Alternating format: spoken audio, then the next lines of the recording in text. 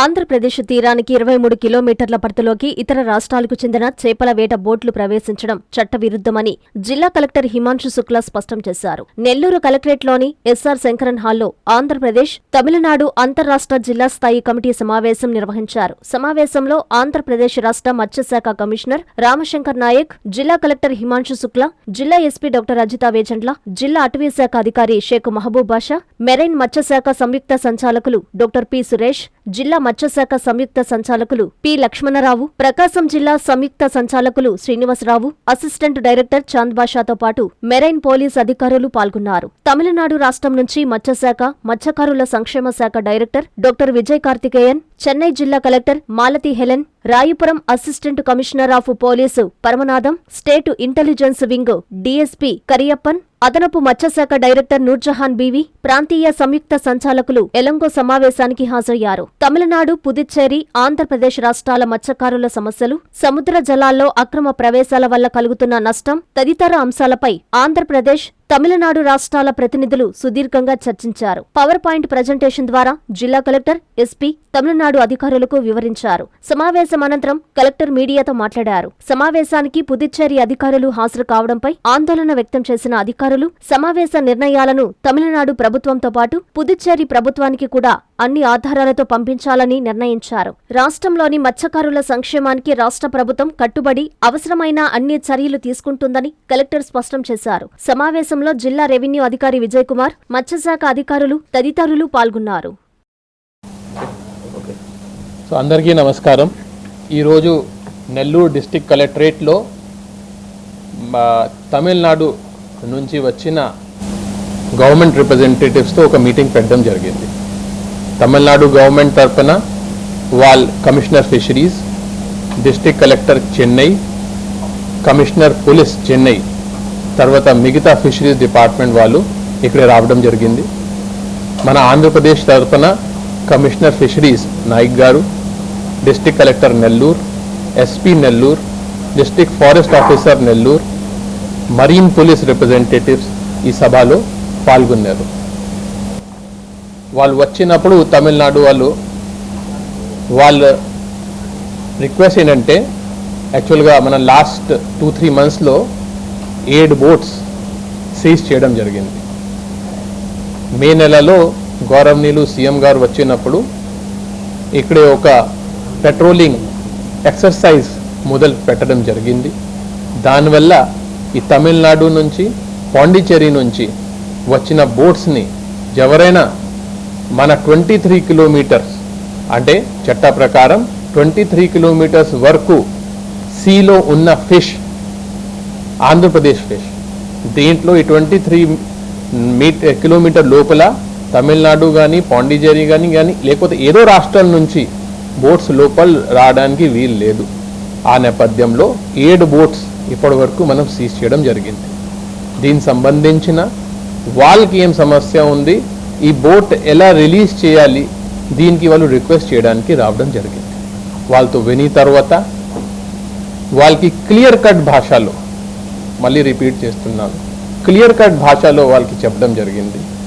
మన సీఎం గారు క్లియర్ కట్గా చెప్పారు, ఈ తీరం ఆంధ్రప్రదేశ్ది, ఇక్కడ ఉన్న వేట్ ఆంధ్రప్రదేశ్ ఉన్న వాళ్ళకి, తమిళనాడు కానీ పాండిచ్చేరి నుంచి వచ్చిన బోట్స్కి ఎట్టి పరిస్థితిలో 23 కిలోమీటర్స్ లోపల రావడానికి వీలు లేదు. వాళ్ళకి చాలా క్లియర్ కట్ భాషలో చెప్పడం జరిగింది. ఏ బోట్ సీజ్ చేశామో దీనికి వదలడానికి కూడా వీలు లేదు.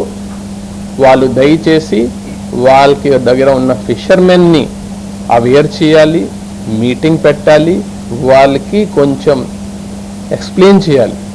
వాళ్ళు తమిళనాడు లేకపోతే పాండిచ్చేరి వాళ్ళ ఏరియాలోనే ఫిషింగ్ చేయాలి, లేకపోతే 23 కిలోమీటర్ బియాండ్ అంటే నేషనల్ వాటర్స్ ఉంటాయి, అక్కడ ఎవరైనా వెళ్ళి చేసుకోవచ్చు. కానీ 23 కిలోమీటర్ లోపల రావడానికి వీలు లేదు. ఇప్పుడు గత 3-4 మంత్స్ నుంచి స్పెషలీ ఈ మీటింగ్కి పాండిచ్చేరి వాళ్ళు రాలేదు, తమిళనాడు వాళ్ళు వచ్చారు. మనకు ఎక్కువ సమస్య పాండిచ్చేరి నుంచి ఉంది. ఇప్పుడు పాండిచ్చేరి నుంచి పెద్ద బోట్స్ 640 హార్స్ పవర్ బోట్స్, అది కూడా ఒక బోట్ కాదు, ఒక గ్రూప్లో 20 బోట్ తీసుకొని వాళ్ళు ఆంధ్రప్రదేశ్ తీర ప్రాంతం దగ్గరికి వచ్చి ఇక్కడే ఫిషింగ్ కాదు, డిస్ట్రక్టింగ్ ఫిషింగ్ చేస్తున్నారు. దీనికి సాక్షాల్ వీడియోతో సహా ఫొటోస్తో సహా జీపీఎస్ టైం ట్యాగ్ ఫొటోస్ కూడా వాళ్ళతో షేర్ చేయడం జరిగింది కి ఎలా వాళ్ళ ఈ డిస్ట్రక్టివ్ ఫిషింగ్ వల్ల ఆంధ్రప్రదేశ్లో ఉన్న ఫిషర్మెన్కి ఎంత నష్టం జరుగుతున్నాయి వాళ్ళకి క్లియర్ కట్గా వీడియో ద్వారా చూపించడం జరిగింది. దీంతో పాటు ఈ ఏరియాలో డిఎఫ్ఓ గారు కూడా కొన్ని ఎవిడెన్సెస్ వాళ్ళకి చూపించడం జరిగింది.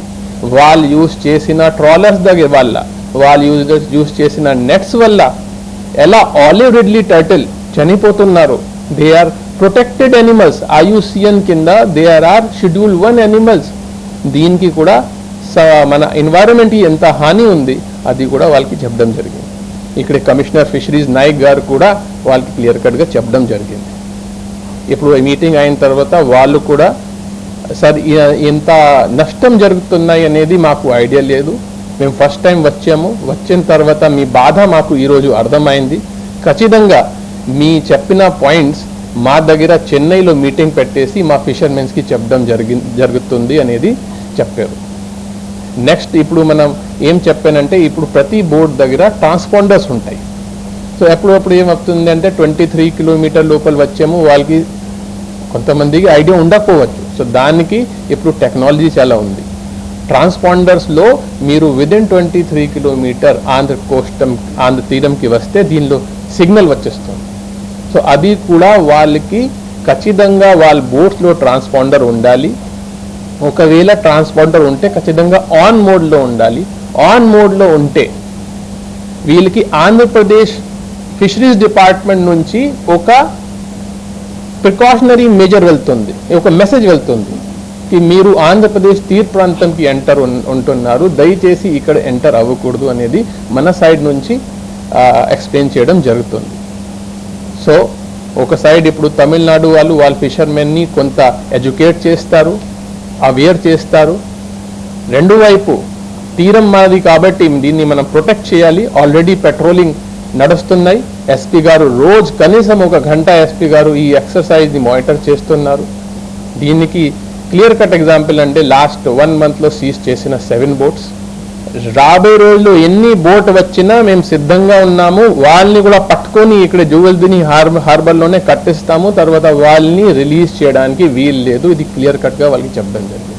సో ఒక చోట వాళ్ళు ఎడ్యుకేట్ చేస్తారు, రెండు వైపు మేము ఇక్కడ నుంచి డెటరెన్స్ అంటే వాళ్ళకి పట్టుకుంటే వాళ్ళకి కొంత భయం ఉంటుంది. వాళ్ళకి నష్టం చేయాలి మాకు ఆలోచన లేదు, కానీ మన రాష్ట్రంలో ఉన్న ఫిషర్మెన్ని ప్రొటెక్ట్ చేయాలి కూడా బాధ్యత అడ్మినిస్ట్రేషన్ మీద ఉంది. కాబట్టి we will continue to catch this boats and we will not be able to release till the time వాళ్ళ నుంచి రైటింగ్లో వస్తే. తర్వాత రైటింగ్లో కాకుండా అది వాళ్ళ ఆచరణలో అమలు చేయాలి.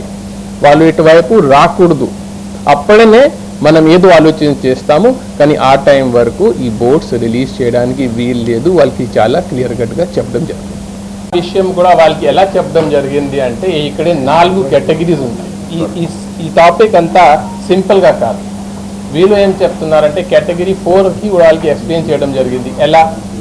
ఇప్పుడు ఫస్ట్ కేటగిరీ అంటే బోట్ ఆంధ్రప్రదేశ్ వాళ్ళది, దీని మీద ఫిషర్మెన్ కూడా ఆంధ్రప్రదేశ్ వాళ్ళు. కేటగిరీ 2 బోట్ తమిళనాడుది, దీని మీద ఫిషర్మెన్ కూడా తమిళనాడు. కేటగిరీ 3 బోట్ తమిళనాడు వాళ్ళది, కానీ ఫిషర్మెన్ ఆంధ్ర వాళ్ళు. కేటగిరీ 4 వాళ్ళకి చిన్న బోట్స్ ఉన్నాయి, catamarans, outboard engine, inboard engine.